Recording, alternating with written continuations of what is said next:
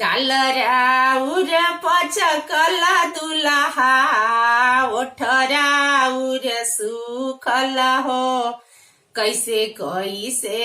परनिए दुलहा बाबा के पसंद हो कैसे कैसे परनिए दुलहा चाचा के पसंद हो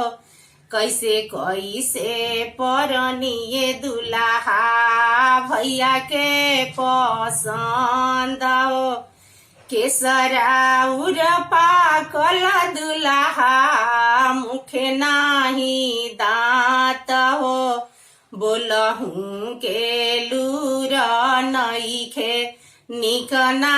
सुरतिया हो बोलहूँ के लूर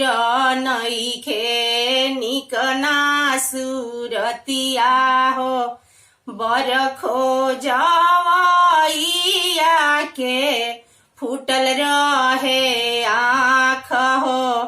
ऐसन सुंदर गौरी के खोजले बर बौरा हो ऐसन सुंदर गौरी के खोजले बर बौरा हो बर खोजवैया के फूटल रहे आँख हो ऐसन सुंदर गौरी के बर बौरा हो ऐसन सुंदर गौरी के बर बौरा